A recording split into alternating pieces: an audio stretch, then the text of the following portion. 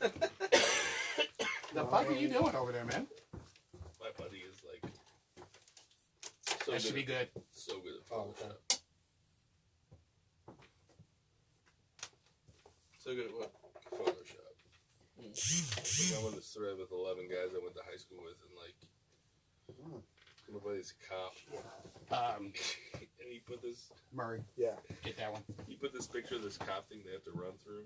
So my buddy photoshopped his face onto this guy going on and a chick looking at his asshole. It's like none of this, like obviously she's not there, but it's just his face from another thing. But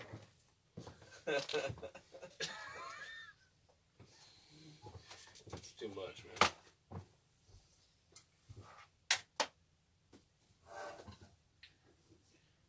Like some of my favorite on Reddit, like there's like Photoshop battles.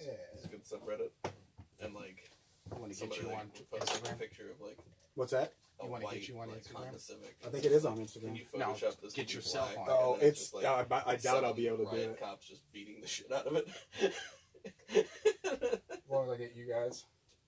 I love that.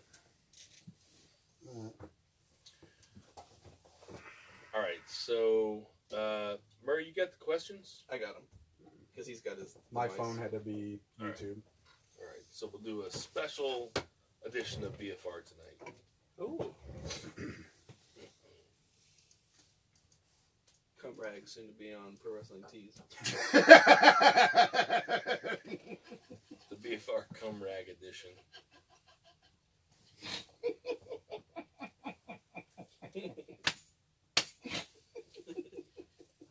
We should just get some towels on them. No, we can't do cum rags. Why can't we? Because we're not going to do cum rags. No, we won't do cum rags. We'll do ball sweat towels. Well, that's something we can do. What's the Well, Just not there's a gonna do difference. cum rags. What's the difference? Sweat I don't and know semen. because cum. I can't look my mom in the eye and say that we have cum rags on sale. You could say. Well, you can say we they have cum rags full price. We have semen rags, Mom. Semen rags. Fine. Shit, since you All gotta right, look at fine. mommy. Sell whatever you want. Can I? Yes, you can sell whatever you want. That Oh, is shit. so sweet of you. Yes. So sweet of you. I think we're good. You always act. God, you just made me feel guilty, just like my mom always does. I can't help you got a guilty conscience. No shit. Ready? Yes.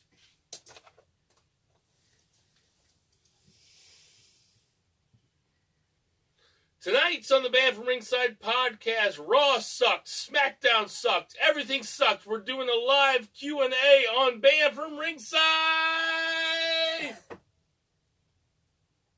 Not bad, Rabbit. I'm just doing what I can. The talent takes for curve itself. Ditch that 9 to 5. It's time to feel alive. Hello, Marks, and welcome to the Band from Ringside podcast. As always, I'm your host, Bill Vagey, a.k.a. Biz Smarky. And to my right, we have Two Beer, Zach Pullman. What's going on, Two Beer? Not a lot, man. I'm ready to get into these Q&As. We got a whole list of questions. I'm very excited. We're doing something different tonight. Yeah, it's going to be a special edition of the Band from Ringside podcast. To his right, as always, we have Jason Cornelius Bell. What's going on, JCB? Allow us to crack open the good book of Band from Ringside, volume 83, chapter 3, verse 14, and the good smart saith, hashtag boo the heels. It's all good, baby. I'm excited for this special edition of Band from Ringside. We're going to do something a little different instead of me just bitching the whole hour. So I'm ready to go. I think that you'll probably end up bitching the entire hour, though. And to his right, we have Murray, the Murray Man. Murray, what's going on, Murray Man? Not much. I'm doing good. Just so everybody knows, we just dropped the second episode of BFR Banged Up on our YouTube channel. Hell yeah. We're talking about, these guys are talking about Vince McMahon blowing his quads. After Royal Rumble. Rumble. Blowing his quads. Wow, 2005. I also wanted to throw out there that I got a buddy, Connor. He's a lifelong wrestling fan. Good dude. I've known him for a long time. He just ran into some issues. He got some melanoma tumor in his brain, and he's looking for some help. So later on, I'm going to put some links up on our Facebook and Twitter and stuff like that so you guys can check out his GoFundMe. And, if you can help out, awesome. If you can't, that's fine too, but he can use all the help he can get.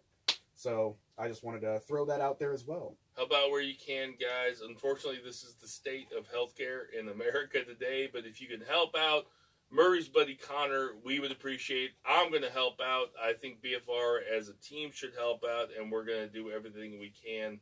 God bless your buddy Connor, and hopefully we can fight through this. We are coming at you from the exquisite Shock City Studios in downtown St. Louis, Missouri, with Sam the Mauler Mall. Mr. Perfect's in the house. Turning in the house tonight. We usually... Hey, wait. Yeah, since we're doing something a little different, let me jump in for 30 seconds.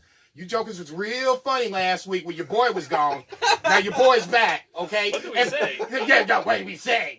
Oh, he'll appreciate this joke. He liked it. Jason's a funny black man. He appreciates the racist joke. I'm blacked out. I'm blacked out for every episode. I have no idea. I really don't remember what happened. For the record, Mr. Perfect for me is a compliment. It is a high compliment. I loved Mr. Perfect as a kid, and I always thought he was one of them, if not the greatest intercontinental champion of all time. Sure. I'm saying of all time. So when I say Mr. Perfect, I say that as a compliment. I don't know what your boy is. Your boy is probably one of them little sheep that like to go with all the faces. And, everybody is good. Oh, Hulk Hogan's the greatest thing ever. Yeah, okay. You see how great Hulk Hogan is right now. Bottom line is, for me, Mr. Perfect is a compliment. Spitting gum and swatting it away. That's right. Nut November hit J Bell hard. Whoa. Jason got his nut in, baby. Don't get it twisted. Before we get too far into it, we're going to go with that day one-ish sponsor. That's Soul Taco. Soul Taco, baby. That's that Korean Mexican fusion food that you never knew that you needed. They got places in the U-City Loop in St. Louis, Missouri. 2 food trucks driving around St. Louis, Missouri, a place in Chesterfield, Missouri, Columbia, Missouri, Champaign, Illinois, Chicago, Illinois, 2 more places showing up in Chicago, another one in Chicago, Illinois, and Naperville, Illinois. So get yourself some Soul Taco. It's so good, guys. I promise you, if you've never had it, if you listen to this all the time, you can fast forward if you need to. If you don't need to, I'm telling you guys, you have to get this stuff. It's so good. Nobody that's ever gotten it has ever regretted getting it. Steak burrito. It's like sex. Now see, we're having arguments right here. We're having arguments right the here. kimchi fries are off the chain. We got steak burrito versus spicy pork burrito. Personally, I'm a spicy pork man, but I've also gotten the chicken. Oh, that's and I'm telling you, you can barely tell the difference because it's so fucking good. Because the flavor's so good. So go get yourself some Soul Taco. They're a friend of the show. They're a sponsor of the show. Second off, we have JJ Twiggs Pizza on Southampton. It's a great place to watch a Blues game. They have bucket specials. Not only bucket specials, it's a great place to watch a game. It's a great place to have a pizza. They have every single JJ Twiggs. Now, there's a bunch of them out there, but every single one is allowed to curate their own menu, and the JJ Twiggs on Southampton has the best one. I've been to quite a few of them, they are they're really good pizzas, guys. I like the Super Mario, of course. I like the Gravy Train. I like the Chuck Berry is also another favorite of mine. So go get yourself some JJ Twiggs. We also have JJ Twiggs gift cards to give out, so holler out at us. Yeah, we gave out a bunch last Sunday at the Four Hands Wrestling Show, but we got a few left, and if you guys submit a question here on, during the live show, you're eligible to get a gift card. So. Exactly, and these are the sponsors that make it. They make it possible for us to do this podcast. So we love them. They're friends of the show. They're sponsors of the show. They don't do it because they're wrestling fans, and they don't do it because they're making a ton of money. They do it because they understand what we're doing. They understand that you guys are wrestling fans, and they want everybody to help everybody out. So that's what the point is. And without further ado, let's get to our Q&A. No, that's you! Ring the bell! Ring the bell! Ring the fucking bell! Ref! We're doing all Q&A tonight. Hey, Zach, what's the first question? First question is from Revisionist Booking on Twitter. They were the first ones to respond whenever we put this thing out. And There's a lot of great questions tonight, but this might be my favorite question. It's pretty smart. So, Yeah, I was about to say smarter. from Revisionist Booking on Twitter, book the cast of Golden Girls with women's wrestlers. Can do. I thought By a all lot means. about this for By the all last means. 24 hours. So with the Golden Girls, you have the old lady Sophia. You have B. Arthur, who was Rose. Rose. No, sorry, Dorothy. Yeah, she B. was Arthur Dorothy. Rose was Betty White, and Rue McClanahan was the slut. Yes, Blanche. Blanche, okay. Devereaux. Okay, so Jesus. Blanche is Christ. Mandy Rose. Okay. I Yeah, think run that's them down. Run them down for you. I got my own picks here. Okay, I got Blanche's Mandy Rose. She's the slut. As the Dorothy, who's the kind of the main character, you could say. I mean, even though Golden Girls, there was 4 people. It was an ensemble cast. Right. Right. I would give Charlotte the B. Arthur part. Okay. Okay. Okay. Fair. The old lady part, I would give to Sophia. I would give to Natty. And man, Who's Betty White? This leaves Betty White is Rose. Yeah, I know. Rose is the tough one. I think I got mine for Rose. I think it's too easy to give it to Becky Lynch just because Becky Lynch is so much in the forefront of our minds. No, it's got to be somebody ditzy, somebody that isn't always, with everything. I just know. came up with one. I just came up with one. I know. I was thinking along the same way that you were thinking. I'm going to give Rose to Alicia Fox. All I think those are fair. Those are that's good. fair. What's great is that they're all different from mine. So that's super fun. Oh, really? Yes. Good. Okay. So cool. the first one I went with was Blanche because she was one of my favorites because she's the sex kitten of the group. So as the sex kitten, I picked Lana.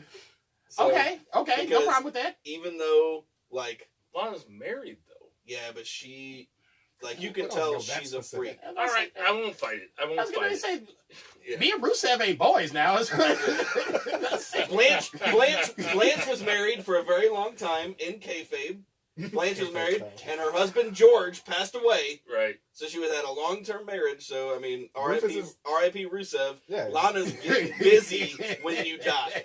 All right. Like that's happening. Okay, so you got Blanche Yeah. as Lana. Blanche and Lana. All right. Rose, I chose Bailey, even though I think Bailey's Oh, that's a way better Rose than mine. Yeah, You're right. yeah, That's a way yeah. better Rose than just mine. because she's super bubbly and sweet and innocent. I think Bailey's a little bit sharper of a tool, but Bailey, this is your life, didn't make her look that great. So Rose is Bailey. Dorothy, I actually had Charlotte and I crossed it out, but then I chose Mickie James because Dorothy was kind of the mom of the group, even though Sophia was the oldest one in kayfabe. So Very good. Dorothy's Mickie James. I told you I spent some time. And Sophia, I picked Alexa Bliss because in reality, non-kayfabe style, Sophia was a younger actress than Dorothy in the show. I know that because my mom always said that. My mom was always like, B. Arthur's older than whatever names. Yeah, whoever the Right. character was. So, Right. and also Sophia would always make fun of those girls and talk about how hot she was whenever she was younger. So, that's something that Alexa Bliss would totally do. I can So, see that. No, I can see that. Look, I'm not even gonna lie. I watched Golden Girls, but I didn't watch it like that. I couldn't even tell you the You ain't never names. jerked it to Golden Girls? No, I'm gonna go ahead and say that. Say I'm right. Like, 28 Hit minutes Sam ago. with a physical blow. say, I'm hit. No, I will defer to you two jokers on this. Yeah, I'm not even gonna come up. I was gonna say Asuka was gonna play Betty White just because how Asuka kayfabe style has been, made it look stupid in the ring on Not a multiple bad occasions. answer. Not a But bad answer. that was the way I was gonna go. Sure. Go ahead. Okay, so Sophia, old one, right? Yes. Mae Young. I mean, come on. There you go. I'm just gonna go with Mae Young. Okay. That's fine. We're Fair. talking about all-time divas now. Yes. Okay. Oh yeah, because mine aren't current. All right. That's fine. Betty White would be Molly Holly Nah. All because she, Okay. other than Okay. when she was doing that whole no stuff, she was super sweet and innocent and bubbly. Also stayed hot, because, She's super hot still. The slut, Lita. Yeah, easy layup on I'm that. going with my attitude era here. No, that's an She's easy a layup. Hoosier. No, but it doesn't matter. Look, in kayfabe, though, hey, she was a total You're fucking right. There's slut. no wrong answers. I'm sorry. Come on! Yeah, I was I'm getting ready to say, not no, trying to shit on your picks. No, that was a good Don't pick. give me a grade or anything, man. No, I'll say Golden Girl. You get an A+, Murray. And then who am I missing? You're missing Dorothy. Dorothy was okay. So Dear Arthur. Tall drink Sophia's of water. daughter. Yes, tall drink of water indeed. Dude, With this some is going down Metamucil a- mixed in. I was getting ready to say, this is going down a bad path. This I don't like this. Metamucils. I don't know. I don't know. Help me out with an Attitude Era. Tamina. No, it's Attitude Era, dude. Attitude, because I went with Attitude Era for the most part. So Medusa. Medusa. All right. Well, yeah. I guess I could. I was going to say Trish just because it's the first person. Trish would work too. Yeah. I mean, yeah. Trish is not a bad Dorothy. Yeah, Trish was the centerpiece of the women's division for quite Absolutely. some time. So, I mean, there's something to that. Dorothy was basically the glue that kept the Golden Girls together. I You mean, know when I that. think about For Dorothy, I think about her being a tall drink of water, which is why I went straight to Charlotte. But hey, all your guys were answers. China. China would be a great Dorothy. Why Oh, did you yeah. say China? Because I just Absolutely. did. Okay, China's your Dorothy. All right, what's the next question? All right, next question is from M. Wallace Seals, Wallace Seals 17 on Twitter. Give him a follow; he's a good count. So, why does Vince hate Balor so much? Couple questions here. Question 1: why does Vince hate Balor so much? And why not bring the club as the faction they should be? Undisputed Era is the best in WWE, but if you do that club right, they are the NWO easily. I know the answer. Go ahead, Murray. We'll go clockwise. So why does Vince hate Finn Balor? Because he's not a giant guy. Unfortunately, though, what he doesn't see is how unbelievably ripped and in shape he actually is. So it doesn't make a lot of sense to me that he hates him. But he's just not a big guy. He's got every bit of the personality he needs to be a star. But Vince, he's in that mid-card thing. Why don't they book the Balor Club and go up against? Yes, why not bring the Balor Club as the faction that they should be? They absolutely should. I mean, they've been poking at it for a long time. They kind of sometimes, every once in a great while, show them in the same room together at least. I don't know. I think it's another thing for some reason Vince doesn't like factions, and I don't get it because I think that would save everything right now if they did it properly. I think I know why Vince doesn't like factions. I think Vince doesn't like factions because they don't sell as much merch. Because if you have individuals, Not anymore, though. if you have individuals that sell their own shirts, if you have individuals that can sell their own segments, then you don't need factions. But if they do it- Vince has become more and more corporatized ever since WWE went public. 15 years ago? Raw is 3 hours long. If they can't Brother, do I know. I know, but what I'm saying is if they can't do factions right, while also doing the individuals, Dean Ambrose and Seth Rollins and Roman Reigns were all selling their own merchandise while as the Shield selling merchandise. It can be done. And if they do it right, those factions can actually get guys over because of the group they're in and the feuds that they end up with other factions. You're not fighting with me. You're No, fighting with Vince. For sure. But that's my take on that. I'm with you. I agree completely. I'm just playing devil's advocate. Go ahead, Zach. Zach. So, just like Murray said, Vince hates Balor because he's small. He might not hate him, but he doesn't see anything with him. He is not a big guy, and he's quite a small guy, actually. But unfortunately, he's not Rey Mysterio Jr., so he's How do we know? Yeah, we don't know, but He's never gotten a chance. Vince is all, just imagine, fucking Big Cass got a better push than Finn Balor ever has. And No, let's not go that far. at least Who? Vince seemed hotter on him. Big Cass. Or Bobby Lashley. He seems hotter on those guys than he does on Finn Balor. Finn Balor's just there to lose to Baron Corbin every week right now. It's miserable. But this kind of gets tied into... Finn Balor did win the first Universal Championship Thank you. of all time. That's all I'm saying. But since then, nothing happens. Okay, And I don't think... I agree with you on that. Yeah, I think But Vince, everything's timing. Yeah, and I think Vince threw Triple H a bone and said, yeah, we'll give your boy the title. And then when he got hurt, he's like, well, all right, well, we're done with him. Okay, so everything is timing. What better time than right now than to give Finn Balor a push? You don't have Braun Strowman. You don't have Roman Reigns. You don't have any faces. Go ahead. You got Seth Rollins and Seth Rollins and yeah. Seth Rollins. I have a rebuttal to this. Go ahead. Golden opportunity to go ahead and at least put him in a position of mid-card, upper mid-card. If you don't want him in the title scene, I can understand that. But Raw is on just pure bodies, physical bodies that can go out on a week-to-week basis and be there. You have Finn Balor, and it's right there in front of you. Please, go ahead. Okay, so I also think that Vince... I don't think that Vince hates Finn Balor.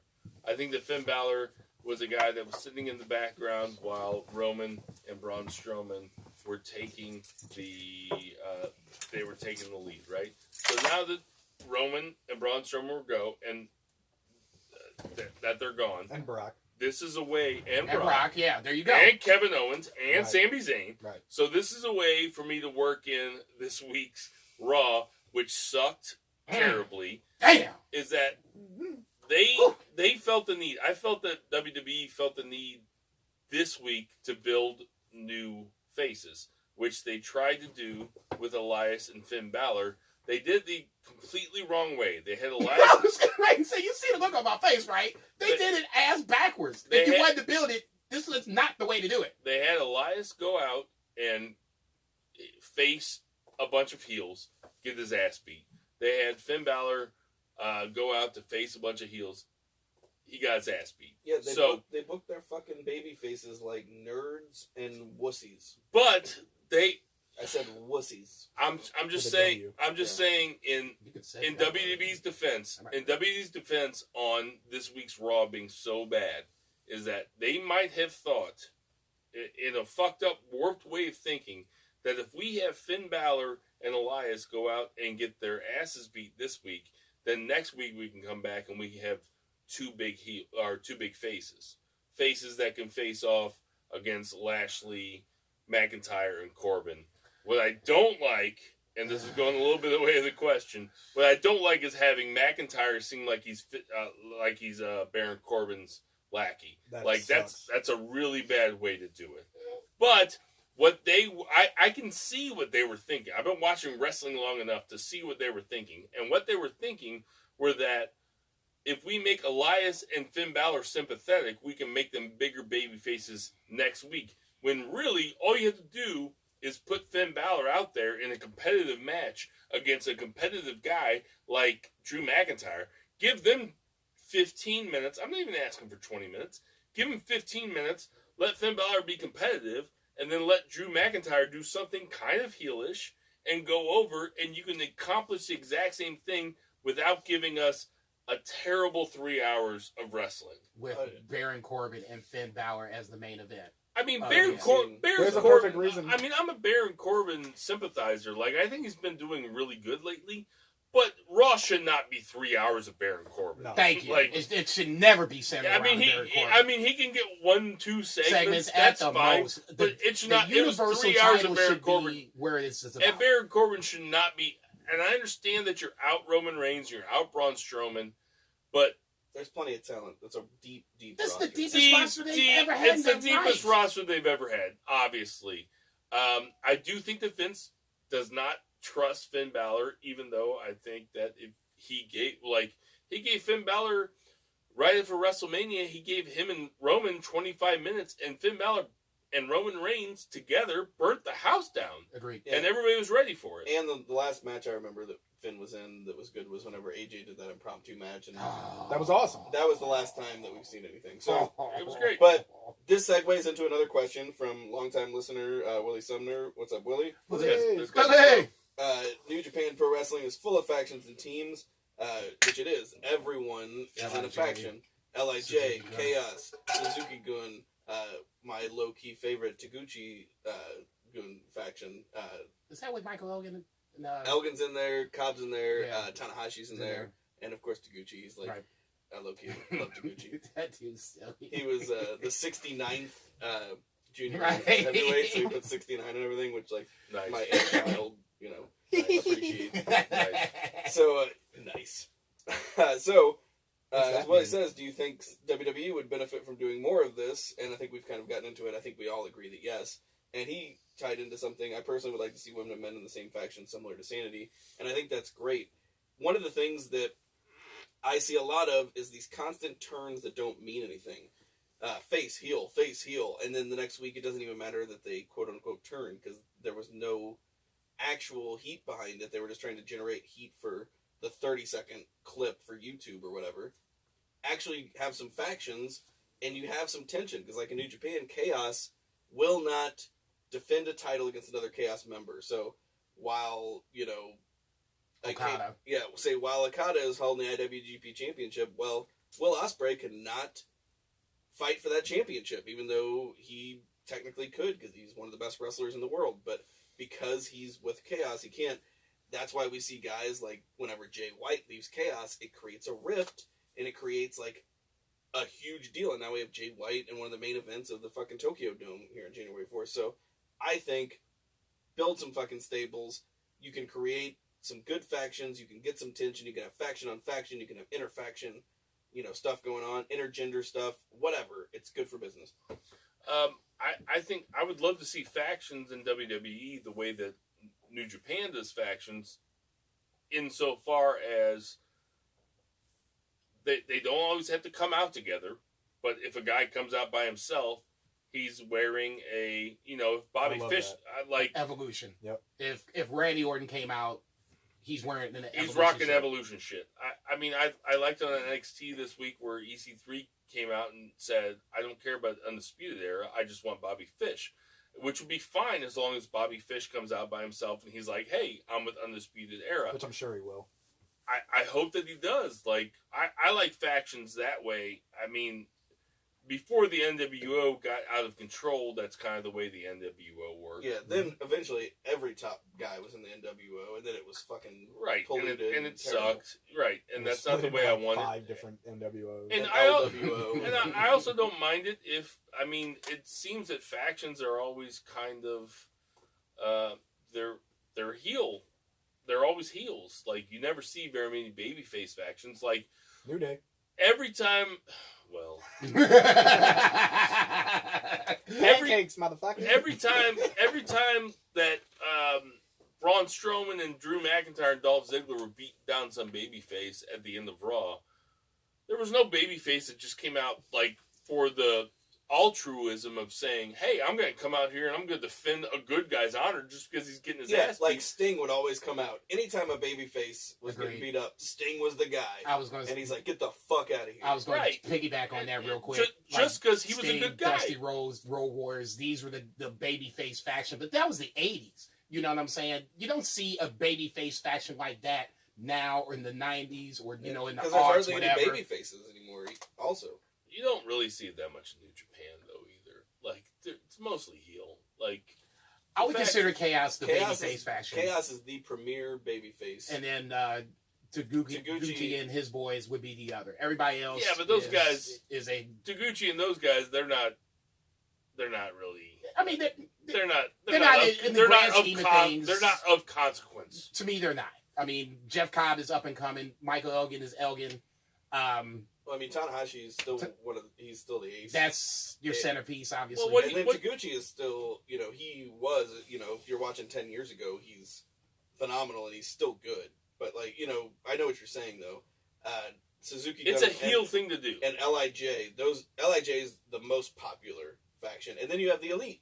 So I would say those guys are also face faction, and they're huge. So, I mean, I think the face faction's alive and well in New Japan. But the Elite in New Japan, as they've manifested themselves on screen in New Japan, don't necessarily act very face-ish. Yeah, but they do have foils, so they come out as the face because... Right, so they're only the face because they're going against heels. The old school Bullet Club. And I think the only thing you could argue about them not being babyface is they're confident. You know, because... Yeah, it comes off cocky, which I'm sure it is. Yeah. But I agree. So what do you think about WWE factions, Murray? I mean, currently, obviously, there really isn't any. Undisputed Era is doing a phenomenal job. If they did it right, like they kind of started doing in NXT, Sanity would be fun too. Yep. But I personally, I'm a massive faction fan because I feel like it's a good way to boost all of the talent because they can all have inner feuds, like you said. They can have their own little inside things going on. You can base storylines in bigger packages instead of trying to get all these separate characters to have this intertwining story. You have these factions and it groups the stories, so it makes it so where, you know, on a 3-hour Raw there's 4 segments, and it's faction-based. It would just be cleaner, in my And opinion. you'd get some more multi-man matches. Agreed. And Because guys, God knows guys they would get love hurt their less. 6-man matches. I mean, just to piggyback on basically what everybody said, pro faction number one. Number two, why I'm pro faction? It's because you have so many things that can come off of it. Like you said, intergender matches, so on and so forth. One of the biggest faction on faction that I can think of off the top of my head was DX versus the Nation of Domination. Absolutely. I mean, that shit, not only was it good matches when you had Rock versus Triple H, but then you had tag team matches, the whole shebang when they were doing parodies on each other. That shit was was absolutely amazing. comedy fucking central. Xbox and Yeah. Triple H were in blackface. Road Dogg doing you D-Lo. You had the Croc and you had the the big ass painted eyebrow and Road, shit. Road Dogg doing D-Lo was the best thing ever in pro wrestling. And there are, yes. The man smacks himself down! That's so good. Like, oh My God. favorite Attitude Era sign, somebody put a D'Lo Brown sign, and they put the head so you could slide it back and forth, and it was just D'Lo Brown's head fucking going back One of and the most forth. It was underrated great. mid-carders of all time. Okay, Oh, so and good. so that's just an example of what you could do. Vince, I probably don't want to even admit it, but I think Bill might be right on this. Vince is more worried about selling the individual I T-shirts get that. versus the group as the whole. But I mean, you see what Undisputed Era is That's doing. what I'm You saying. just have to go ahead and commit. If they're going to, God forbid, commit to Corbin, Dolph, and Drew, then just commit to it. Have Drew come in, Bobby Lashley. Okay, there's your What's craptastic 4 horsemen, whatever you want to call What's them. the number one T-shirt in the world right now, though? Just proven on Black Friday. Bullet Club, or Elite. whatever. That's a faction. Yeah. That's If you the do number it, one you do it T-shirt in the right. world. You And shouldn't have a On problem. Pro Wrestling Tees, which look out World, Get 'em. BFR is going to have a Pro Wrestling Tee. Get him, my Hey, boy. go get That's it. that segue shit.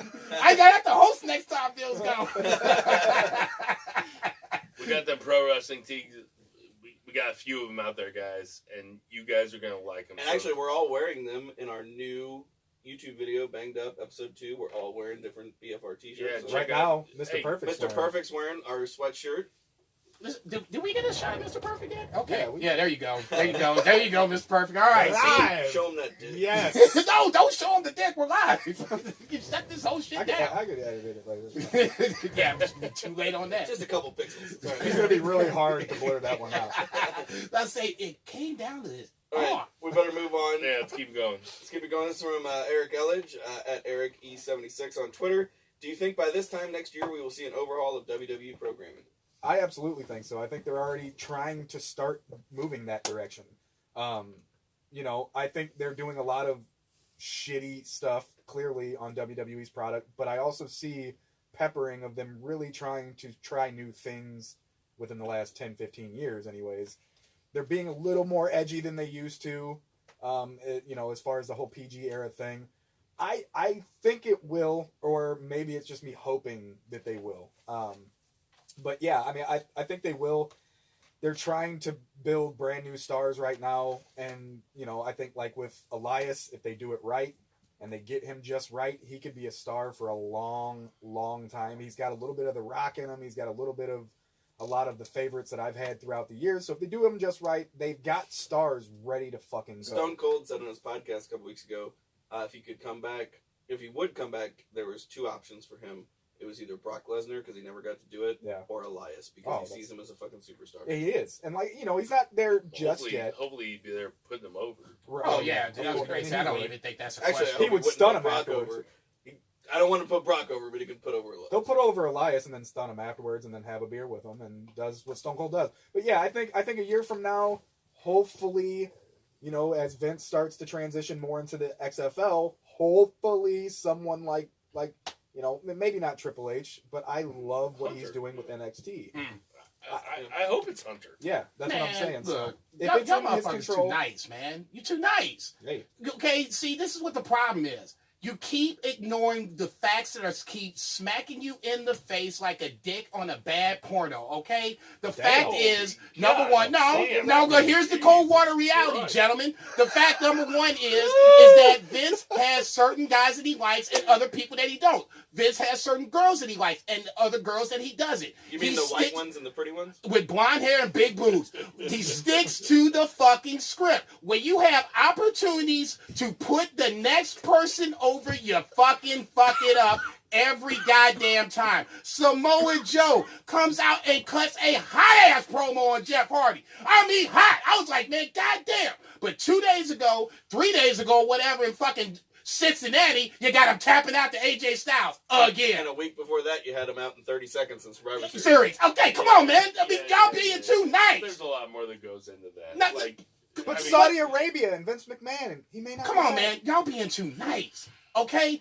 Last week, y'all was talking about how great the Daniel Bryan Brock Lesnar match was. That was just AJ Brock Lesnar. It was just a different guy playing AJ Styles. Stop being naive.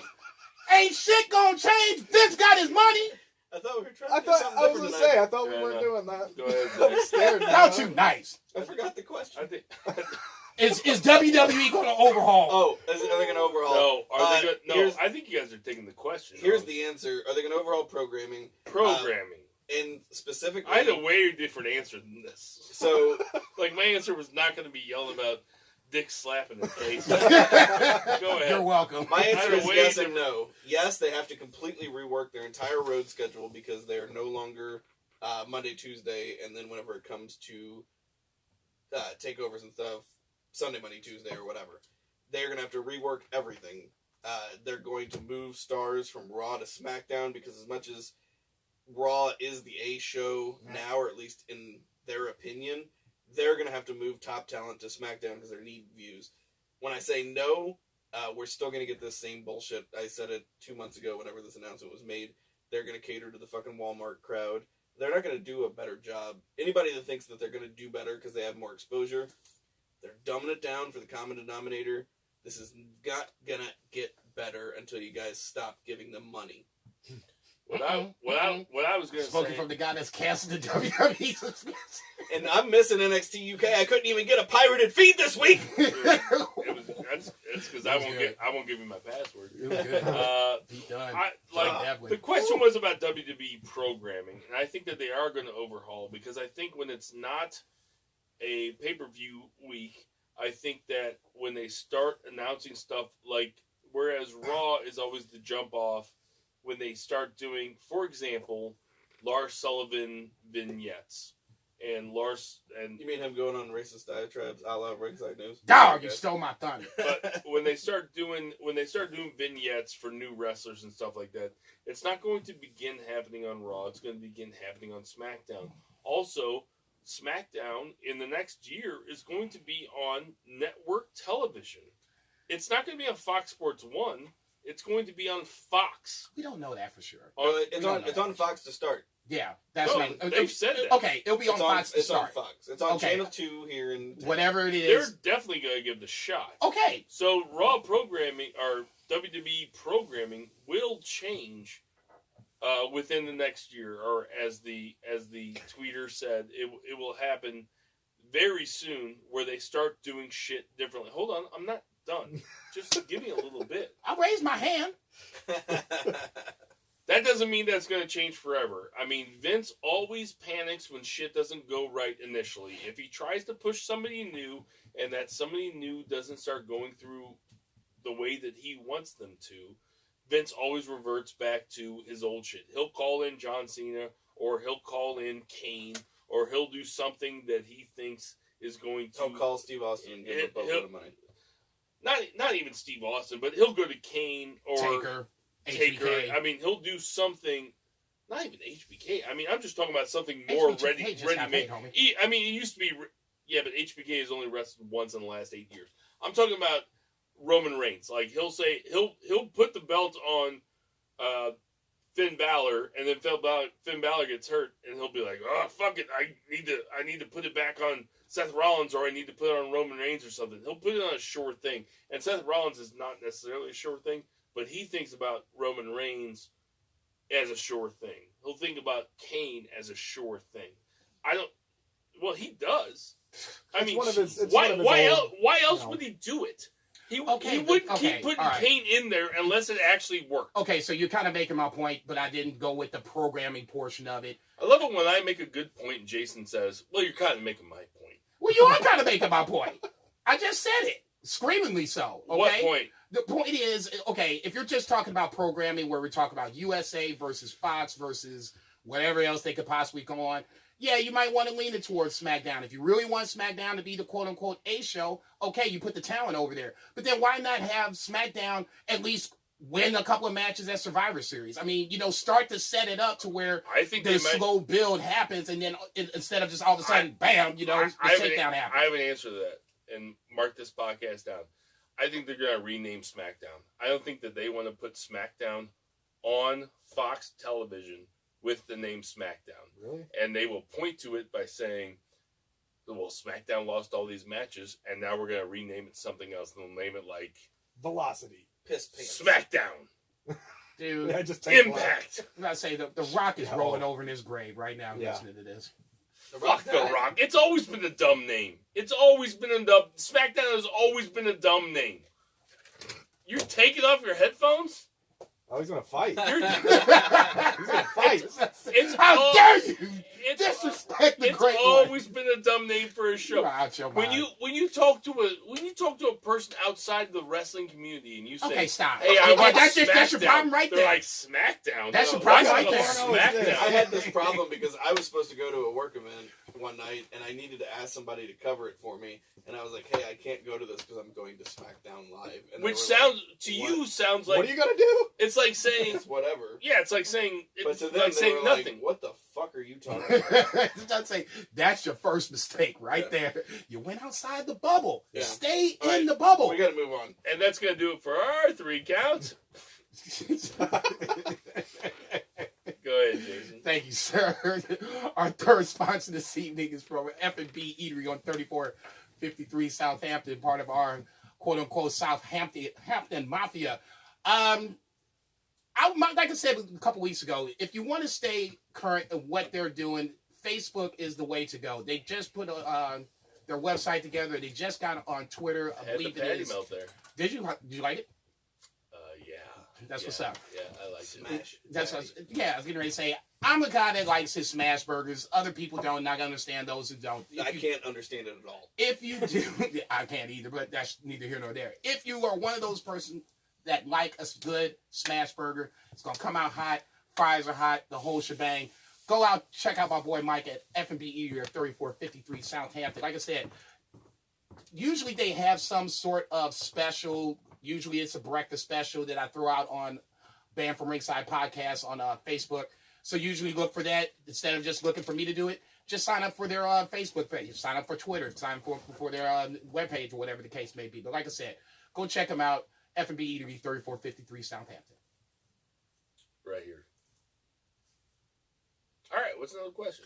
All right, so now we are on to the Friends of BFR, who are our lifeblood community. So if you guys have not logged into Facebook, maybe you're not even a Facebook user, create Get a 'em. fucking account Get them. and just use it to fucking get on Friends of BFR. This is our favorite thing whenever there's takeovers, whenever there's pay-per-views. We're live every time, and Jumping in we have a there lot of in fun with threads. this. There's usually about 200, 230 comments, something like that. Like Yeah. we have fun on there. Everybody has fun on there. If you're watching a pay-per-view live, if you're watching a Raw live, we have fun on there. Yeah. Please get on there. And Friends it's of BFR. a safe space. It's a safe place. Depending on how I feel that day. But go Except for ahead. Jay I don't want to post this shit on my newsfeed. So Hey, it's a secret group. Nobody else see it. Yeah, right? So anyway, Justin Sampson, longtime friend of BFR. He Yeah, asked a long great time question. friend of BFR. This is also one of my favorite questions because I have had the answer to this since it happened, then, now, and forever. And you're going to have to host next time. If there was one angle that you would have booked different from the Attitude Era, what would it be and how would you have done it? Do you know the answer? My answer, and Attitude Era might throw you off, but I'm thinking of that era. Starrcade 1997, the biggest fucking draw for WCW ever. Oh, I know where you're Sting going. versus Hogan. We had a build-up of a year and a half of Sting in the rafters. Sting coming down from the ceiling, not saying a word, just beating everybody's asses. He was the coolest thing in wrestling. I had Sting t-shirts. I was Sting 3 years in a row for That Halloween. explains a lot. Get it out. It does. Get it out. So we had Sting feeling like WCW turned his back. He's the fucking flagship. He is, what did they call him back then? It wasn't the flagship. It was The franchise. The franchise. He was the franchise. He was never not pushed. Sting was never not pushed. He was never not on a push. For a year and a half. Yeah, but for a year and a half. But he was still the hottest thing because he was only showing up every now and then. He would show up in the rafters. He would haunt people. He would show up in Sting masks, and he would fucking pull the mask off, and then there was still his face underneath of it. It looked exactly the same. It was amazing. And then, what do we get? Whenever we finally get the payoff match, the blow-off match, we get a fucking screw job finish from your boy Nick Patrick. Chicken Nick! My This dog! motherfucker. If you could rebook that match should have been 2 Stinger splashes and a Scorpion Deathlock, and Sting wins the title and he keeps it. That's Forever. it. Instead, he gets stripped of the title on fucking WCW Thunder, which is the worst idea. Not the worst idea that WCW ever had, because they've had very bad. You're giving them far little credit. Anyway, Sting was money. Like, he was merch. Even bigger NWO, I'm sure, if they would have just gave him that. And then he went to the Red and Black, and it just became part of the Wolfpack, and it just became kind of a joke after that. And that's the worst thing. Cheap. So the question is, if there was an Attitude Era angle that we could rewrite, what would it be? You could book differently from the Attitude Era. I know what mine is. Mine would be, when in the WCW Invasion angle, I never would have had Austin join WCW. Oh, it still infuriates me. That's a good one. That Austin joined WCW. And that was when he started doing what, which became an impenetrable part of his character, the what thing. And it's the worst thing he ever gave wrestling. No, well, I disagree. Kumbaya. It still exists. It still exists in the worst way. There are ways to employ it correctly if you're in the crowd. The crowd usually employs it to non-Americans. Yeah. Right. Nakamura is one of the big ones. Well, they employ it basically ubiquitously. Like, it just happens all the time. But I never would have put Austin with the WCW guys with Booker T, especially because Booker T should have been the head of that WCW invasion, but they neutered him as soon as he came in, and he never recovered. I wonder why. And they neutered everybody. Nobody went over. Oh, it's shit. still they put Austin. Eventually, I'll wait. They put Austin in there. No, go ahead. You can go now. No, I'll wait. You can rebut. I'll wait. That's just I say Booker T's my answer, and then I'll just bring it full circle. But I never would have put Steve Austin with the WCW guys. It seemed like a last-ditch effort to make the WCW guys feel important after you neutered the rest. Well, they were scrambling to, just real quick before you jump in, they were scrambling because all those guys had contracts, and all they did was sit at home and collect their money. They could have made it tough, though. Yeah, if they would have... If Booker T would have came in the first night and fucked The Rock up, that would have been perfect. We still would be talking about it differently. Yeah. We'd still be talking about it differently. I agree. All right, Murray. This is like the tail end, and I guess technically it's Ruthless Aggression era, but I still count that as like the very last edge of the Attitude Era. Of the Attitude Era.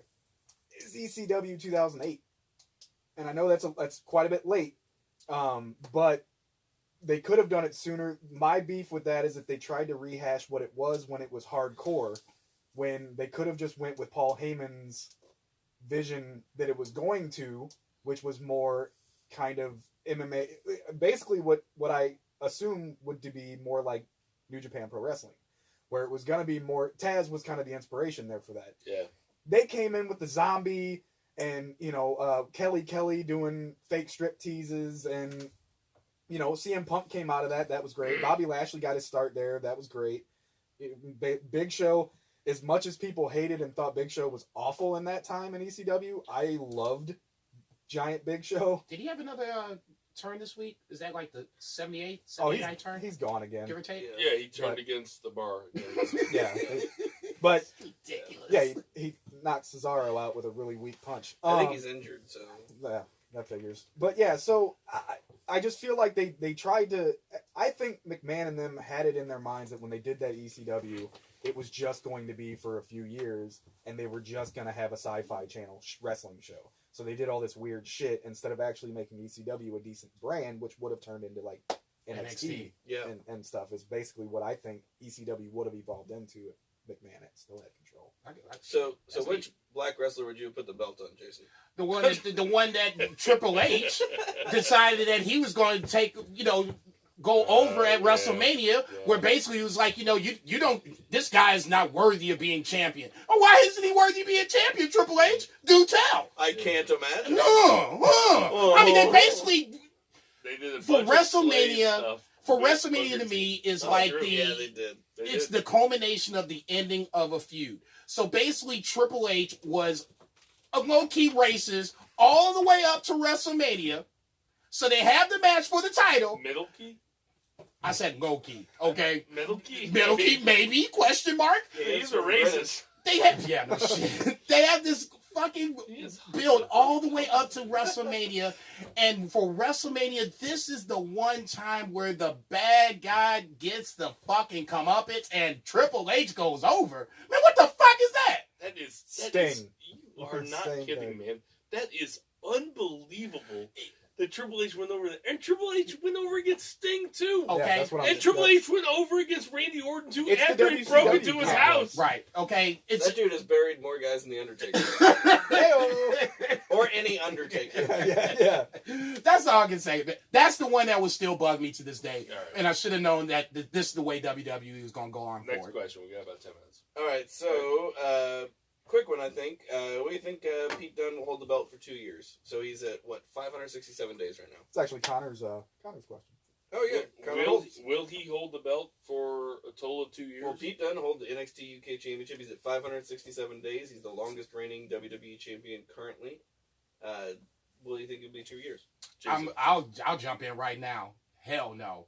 Walter is on the way. Yeah. They're going to build him up, and I shouldn't say feed him to Walter, but considering the size difference, you could probably go with that. Walter's going to be the highest thing on WWE UK, NXT UK. Brutal. As soon as he comes in, if you haven't seen him, Within the next, he just The way- recently signed. The way you make a star is you feed him to a star. And if Walter had not signed this week, I would have said yes. But Walter He signed signed this week, so I'm going to say and no. he's going over. Merman. I would have to say the same. Like, I want to see Pete Dunne hold on to it, but he'll get it back. And if he doesn't get it back, he'll get one of the other championships in the company. So, but Walter's going to eat him alive. Let's burn through these. Zach, what do you think? I already said what I thought. What about you? I'll just take the over. I think that he'll hold it. All right, so He's such a fucking stud, man. Okay, He's great. just for the record, this is why I'm back on top on predictions, because you like to do silly shit like this. Since we were going to talk about it last week, conveniently when I'm back, let's talk about it again. Daddy's back. Whenever we left, I was like, "Hey, where were we at on predictions?" I knew I did bad. Yeah. I did real bad. That's okay. We NXT can wait another predictions, week. I did. We can wait another week. Go ahead. No, I went through it last week. No, you didn't. No, we didn't. That's We why didn't. I asked No, you didn't. afterwards. Trust me. I No, listened. I said that you were at 58, Bill's at 55, Zach's at 54, Sam's at 47, and Murray's at a miserable 7. I just started! You guys hadn't had me in predictions until now. From the cellar of You've been predicting the whole time. That 7 was straight up.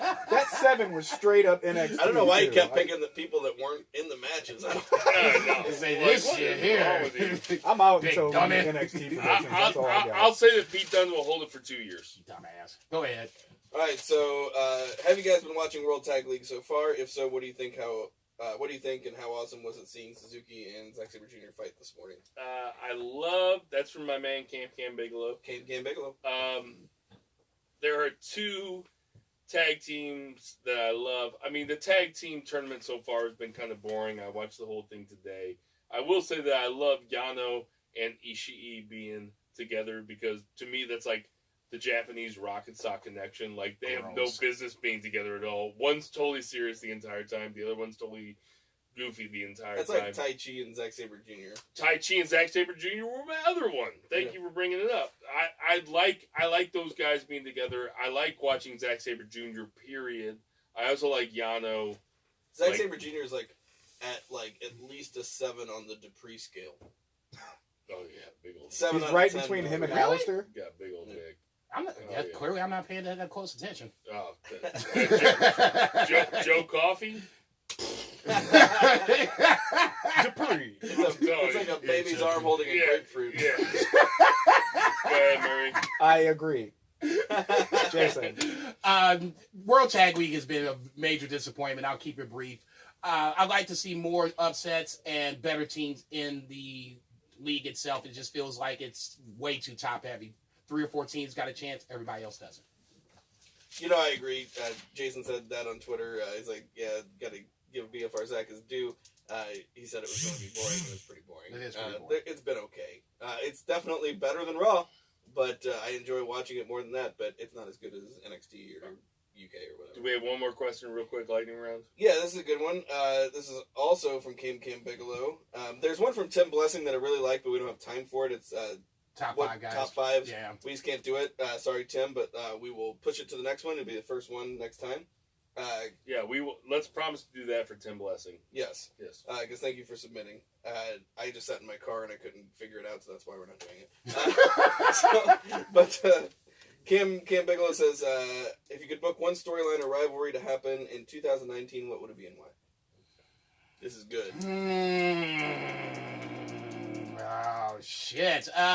Just off the top of my head, it's got to be something with Velveteen Dream. I mean, he's in that gray area where either he's coming up or he's not. If he's not coming up, then you need to go ahead and start pushing him towards either the North American title or the WWE NXT title.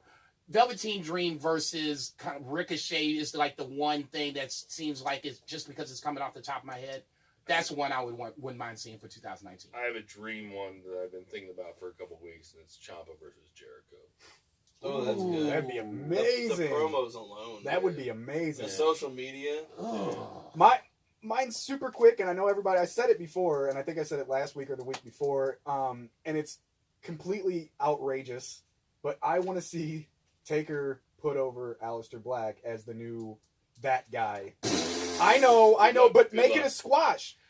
I know. It's unrealistic, but you want to know. They want to know what I want to do. That's what I would do. Black mass him before he takes the hat off.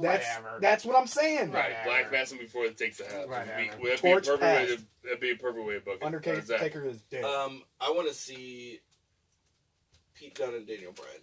Yeah, okay. That'd be sweet. Okay. Real quick question. Another one. Who has better eye makeup? Evil or Ronda Rousey? Evil. No, I'm just kidding. Definitely Hey, evil. everybody. We know there's tons of podcasts to listen to. We appreciate the hell out of you listening to ours. Some birthdays. Jerry Lawler is 69. Zeb Coulter. Nice. Dutch Mantell is 69. JBL is 52. Dana Brooke is 30. Christian is 45. I fucking love Christian. Naomi's 31. Victor is 38. Miss Tessmacher 34. Larry Zabisco is 65. Dynamite Kid is 60. Everybody for Sam the Mauler Mall, for Check. Murray, Check. for Murray. Soul Taco, Check. for JD Twigs, Bring it for home. F&B Eatery, Check. for Jason Cornelius Check. Bell, for I'm Two back, Man baby. Zach Bowman. Cheers. Did I say Sam? Yes, you did. Did I say... Say yourself and say Shock City. Oh, hey, I'm Bill Viggy, Shock City. Hey, everybody, boo the heels! Supposed to say Bill. Man, that's better, Sam. When you put me on those, you're like, hey, you're like, you better go, motherfucker. I looked All right, over. I I can see do it. Sam kind of looking at Bill. I'm like, "Yep, this is it. Let's see how fast this I'm motherfucker doing can talk." Go.